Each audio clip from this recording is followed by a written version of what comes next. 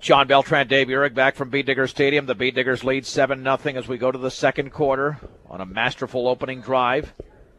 Joe Rosenbrock capped it off with a 6-yard run. Glenn Wallace in a shotgun for Strasburg. 2nd and 8 from the 27. A little bit of a high snap. He's going to roll to his right. Wants to throw. Sets up. Heaves it down the right sideline. Man is out there. It is incomplete. Through the hands of Aaron Schlegel at the 30-yard line, but he had C.J. Kukas beaten by about 2 to 3 steps. They rolled out to the right. The scary thing was there if Wallace would have decided to keep running and keep it and run with the ball, because there was a lot of diggers that were tied up in the traffic right there at the line of scrimmage where the ball was snapped. And we know that opposing quarterbacks this year have had success running the football. Tony Ball did it last week with 2 long touchdown runs. Adam Haynes of Platte Valley did it 3 weeks ago. For some reason, that hasn't happened here at Beat Digger Stadium. Beat Diggers have allowed 1 touchdown in 3 games and are shutting out Strasburg so far. 3rd and 8 from the 27. Shotgun for Wallace. Trips to the right. Still waiting for the snap. Has it. Snap out to the right. Wallace is going to roll that way. He might take off with the football. Throws, and it's broken up at the 37-yard line. Broken up along the sideline by Kyle Muir. He's trying to throw that pass to around the 40. I think Schlegel was the intended receiver, but Muir got in that lane and stuck that right hand out. Right when Wallace threw it, it's a good thing he threw it when he did, because he was almost over the line of scrimmage when he passed the ball. It's just amazing he threw it right into Muir's hands, because it was like he was the only one that was in that passing lane. Schlegel to punt. Standing at his own 15, Joe Rosenbrock, the dangerous Joe Rosenbrock at the 40 of Brush.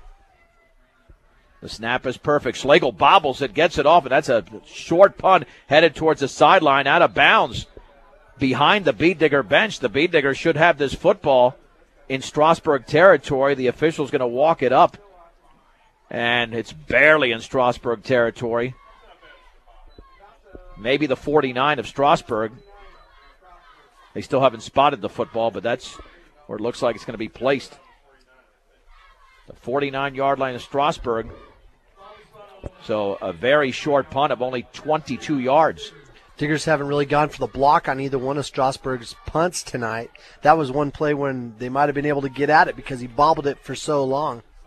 But he was rushed, when he kicked it, the ball was on one of those sideways spins.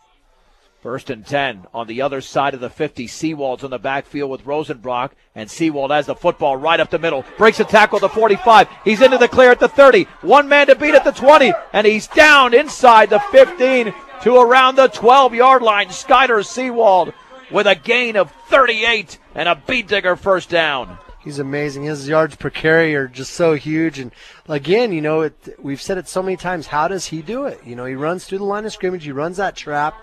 He gets through that initial surge covering the ball with both hands, and then he takes off down the field.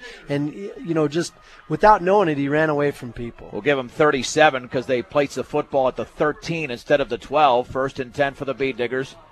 Yeah, just an amazing run by Seawald, and he's so powerful.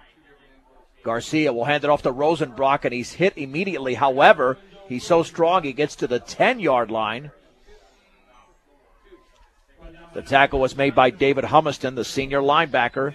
2nd down and 7. The Beat Diggers are knocking on the door, leading by a touchdown inside of 11 minutes to go in the second quarter. Rosenbrock is out. Tanner Morrow is in. And now Kukas checks into the game as well. Kukas, the receiver, to the left. Morrow and Seawald in that backfield. On 2nd and 7 from the Strasburg 10. There's the give to Morrow, and he's hit at the line of scrimmage, and he's down right there. Grabbed nearly around the face mask. But he had nowhere to go. The initial penetration from Zach Witt, the 5'10", 195-pound senior. 3rd down and 7. Dave, we haven't seen a successful bootleg, but we know when the Beat Diggers like to run that play. Yeah, they ran that one bootleg here tonight that Garcia picked up a first down on, but other than that, we haven't seen it out of this wing T formation. 3rd down and 7 from the 10. Seawald and Rosenbrock are split. In motion to the left is Hansen, and we had movement. The Beat Diggers haven't committed many of these errors on procedure penalties, but they did right there. We're right down there in the knocking on the door distance on that goal line, and that was one of the things that shot us in the foot last week.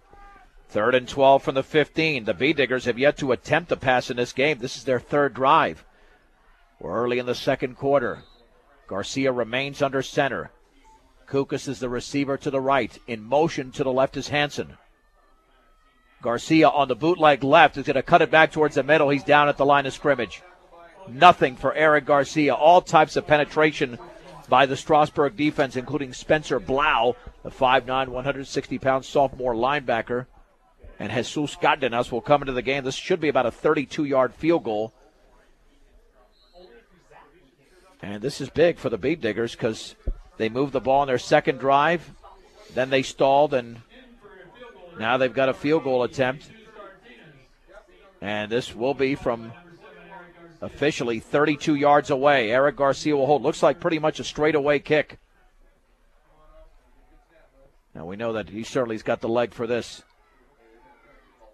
Garcia waits the snap. It's down, and now another flag, and that might have been delay of game, which would place it at the 20-yard line and set up a 37-yard field goal.